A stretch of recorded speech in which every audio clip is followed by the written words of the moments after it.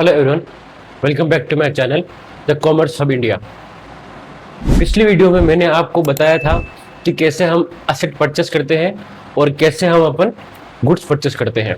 आज की वीडियो में हम बात करेंगे आइडेंटिफिकेशन ऑफ ट्रांजैक्शन, कि कौन सा ट्रांजैक्शन कैश है और कौन सा ट्रांजैक्शन क्रेडिट है।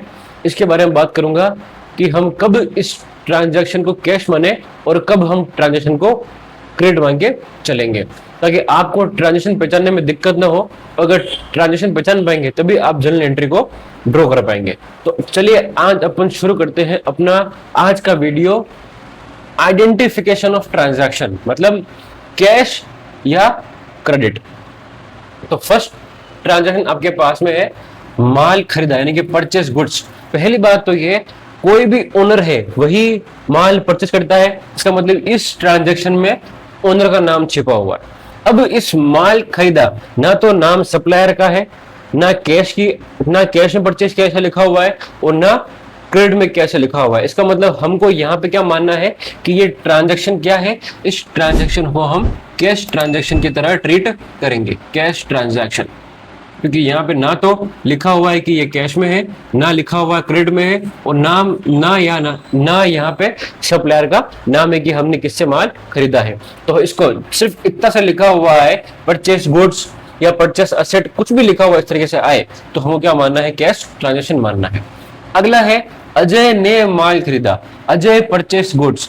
इस ट्रांजैक्शन में और इस ट्रांजैक्शन में इतना ही फर्क है, यहाँ पे ओनर का नाम आ गया है, यहाँ पे ओनर का नाम छिपा हुआ था। इसका मतलब अगर ये कैश ट्रांजैक्शन है तो ये भी कैश ट्रांजैक्शन ही माना जाएगा। तो ये भी क्या हो जाएगा, आपका कैश ट्रांजैक्शन। आई होप आपको वीडियो समझ में आ रही होगी। वीडियो को लाइक कर दीजिएगा अगर आपको वीडियो समझ में आती है तो, और कॉमेंट ड्रॉप कर दीजिएगा।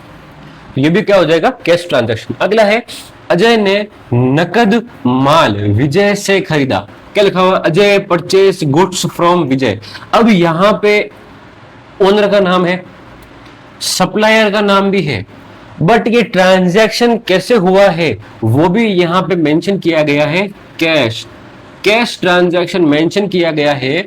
इसका मतलब इस ट्रांजैक्शन को हमको क्या मानना है, स्ट्रेट इस ट्रांजैक्शन को हमको कैश मान लेना है, चाहे भले यहाँ पे कितने भी लोगों का नाम दिया गया है। तो ये कौन सा ट्रांजैक्शन हो जाएगा, ये ट्रांजैक्शन कैश ट्रांजैक्शन की तरह ट्रीट किया जाएगा। मतलब हमने कैश में माल को परचेस किया है, क्योंकि यहाँ पे कैश साफ लिखा हुआ है।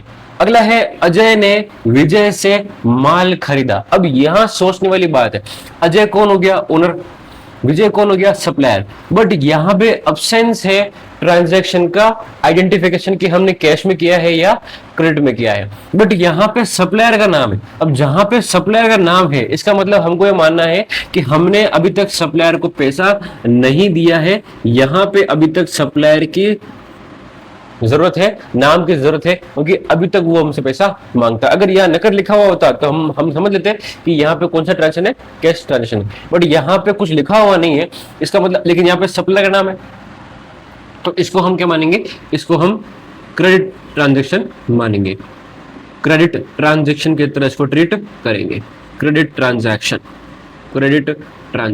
अगर यहाँ पे इसका नाम भी नहीं होता तो सिंपली कैश मान जाते, जो कि ये लिखा हुआ है।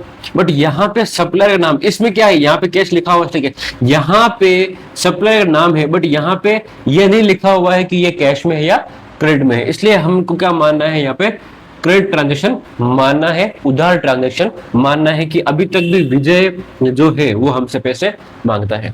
नेक्स्ट है अजय ने विजय से उधार माल खरीदा। अब यहाँ पे सिंपली आपको ये बोल दिया गया है कि ये क्या है, उधार ट्रांजैक्शन है, लिखा हुआ है साफ साफ, देखो ये लिखा हुआ है क्रेडिट ट्रांजैक्शन। तो इसका मतलब विजय से हमने उधार में माल परचेस किया है, तो ये कौन सा ट्रांजैक्शन हो जाएगा, उधार ट्रांजैक्शन हो जाएगा, क्रेडिट ट्रांजैक्शन होगा, क्रेडिट ट्रांजैक्शन। ठीक है, आई होप आपको ये वीडियो समझ में आई होगी। ये जो ट्रांजैक्शन है इनको पहचानना बहुत जरूरी है। अगर आप इनको पहचान सकते हो तभी आप दूसरा लेजर क्रिएट कर पाओगे, क्योंकि इसमें माल खरीदा है, मतलब एक तो दिख रहा है हमें साफ साफ परचेस अकाउंट का लेजर क्रिएट होगा, लेकिन बाकी दूसरा जो लेजर है या तो कैश इफेक्ट होगा या आपका क्रेडिटर इफेक्ट होगा। तो अब किस केस में कैसे कैसे इफेक्ट होगा वो मैंने आपको बता दिए है, और क्यों होगा और इसके पीछे क्या कॉन्सेप्ट है वो मैंने आपको समझा दिए हैं। अगर आपको कॉन्सेप्ट समझ में आते हैं, अगर आपको ये कॉन्सेप्ट समझ में आते हैं तो प्लीज कमेंट जरूर ड्रॉप कीजिएगा, ताकि मुझे वीडियो बनाने का मोटिवेशन मिल सके और मैं आपके लिए इसी तरह के कॉन्सेप्ट्स जुड़ी हुई चीजें लेके आता रहूं। प्लीज मेरी वीडियोस को लाइक कीजिए, सपोर्ट कीजिए, ताकि मुझे मोटिवेशन मिले और मैं आपके आगे ऐसी तरह की वीडियो लेके आता रहूं, ताकि आपके कॉन्सेप्ट अकाउंट्स के अच्छे से क्लियर हो पाए और मुझे मोटिवेशन मिल सके। Thank you so much.